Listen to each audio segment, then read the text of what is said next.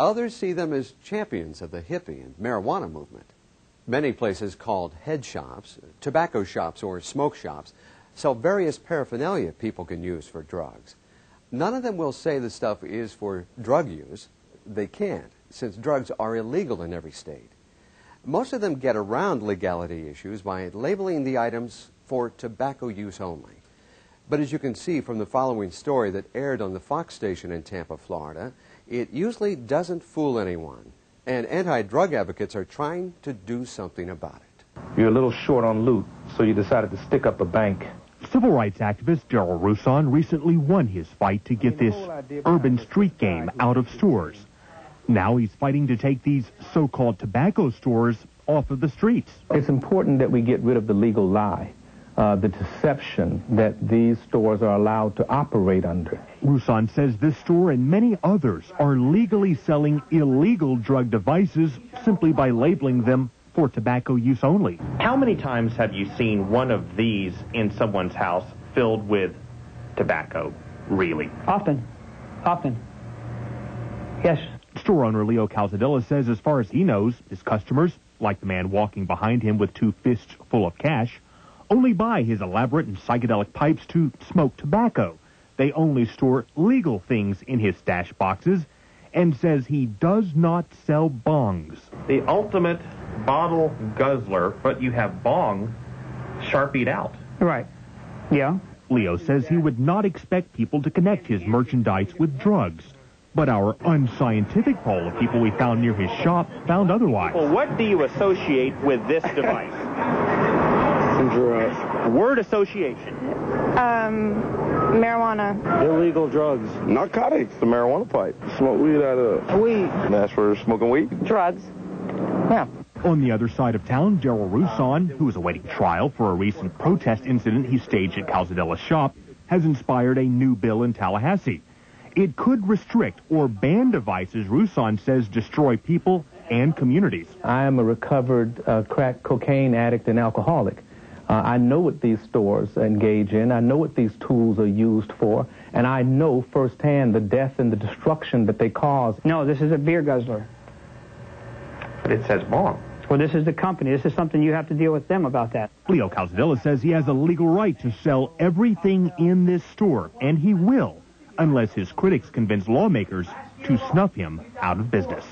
Head shops also sell many other items like clothing, music, candy.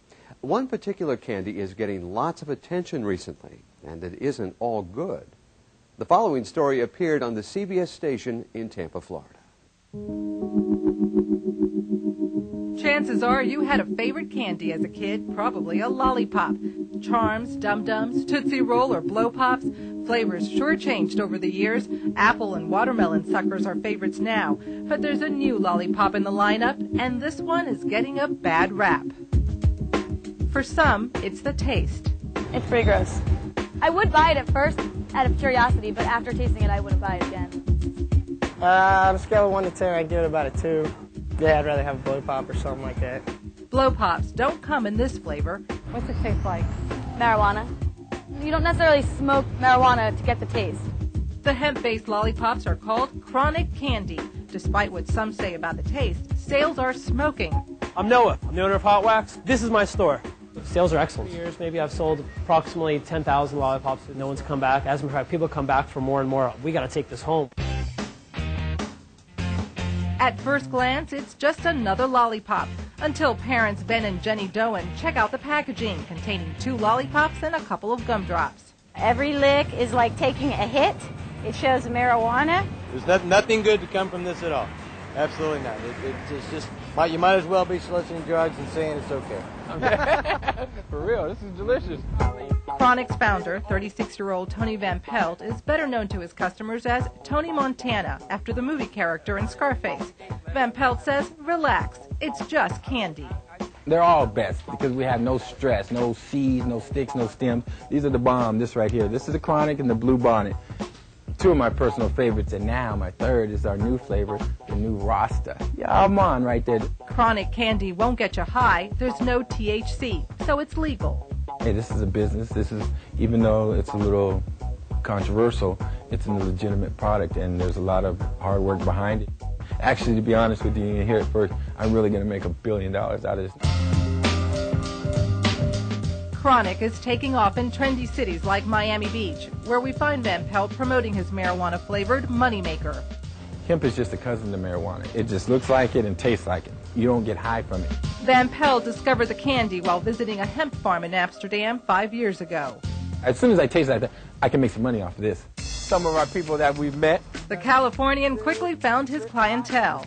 Snoop Dogg on top, got the Chronic Candy and the Chronic Candy Blue Beanie. Chronic Candy is basically like a lifestyle. It's just not candy anymore. Marketing is the key behind Chronic Candy's success. And then this right here is a nickel sack. Feel that. It's all weighed out. Chunky. And look at this. Boom. As you can see, double seal so no one can pinch your bags, at least not with ease. It tastes and is sold like the street drug. I know it's a thin line, but I mean, when you got a product called Chronic Candy, you might as well just go all the way out with it and have some fun. Right. Again, it's promoting and getting children comfortable with drugs. This is first, and then I guess, marijuana's next. That's what critics said about candy cigarettes in the 1990s. Studies showed the name and packaging may encourage kids to smoke, so the name changed to Candy Sticks. I mean, I don't want it in kids' hands. It's not for kids. It is an adult thing. Still, there's nothing stopping retailers like Hot Wax from selling it to kids and teens. Don't call me the dealer, but I provide the candy for kids. It's great for business. At $2 a pop, Chronic brings in the green, but tastes pretty sour to parents. Chronic Candy isn't the only confection of this type. Potsucker is another, and its maker, the International Company of Unique Products, voluntarily stopped marketing and distributing it early in July of 2005. Many anti-drug groups are taking a stand against items like Chronic Candy.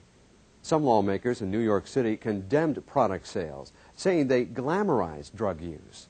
One group in Atlanta formed the Coalition Against Chronic Candy and successfully lobbied some retailers to stop selling it. George Crawford is the leader of that group, and he had some harsh words to say about the candy. Quote, "Products such as Chronic Candy can fall into the hands of unsuspecting youth and can serve as a gateway product for future marijuana use." Many people take that gateway theory further, saying marijuana itself is a gateway drug, meaning once someone tries and likes marijuana, they're more likely to try another illegal drug. Well, studies show very few people try other illegal drugs without trying marijuana first. It seems cut and dry, but it's a theory that has some critics. Down! Marijuana on one, reefer on two. Movies often show pot smoking as a social thing, a way for friends to get together and have fun. Oh, it's funny. It's great. Everybody's sitting around having a good time, being accepted, free love and all this kind of stuff. And you sit there on the floor, and there's nobody getting antsy. There's nobody getting on your case because you're all involved in this, what I call a training wheels type of drug involvement. Broadway says positive experiences make people more likely to try something else. Marijuana is a confidence drug because it's so easy ingested. It's taken into the lungs just like you would a legal cigarette. It's not ugly. It's socially acceptable when you're sitting in that ring of users there. But yes, what it does, it'll give you confidence. I felt real good on this. So if something else is presented to you, you'll take something else. But they rarely say goodbye to the drug they tried first. So marijuana is kind of a lead-in and a stay-on. People hardly ever give up marijuana. They'll stay with other drugs and they will use other drugs, but marijuana seems to be a mainstay with them. SAMHSA has some numbers to back up the theory. In a survey, adults who were early marijuana users were 8 times more likely to have used cocaine and 15 times more likely to have used heroin. Dr. Scott Teitelbaum of the Florida Recovery Center in Gainesville, Florida, agrees that marijuana use often leads to other drug use.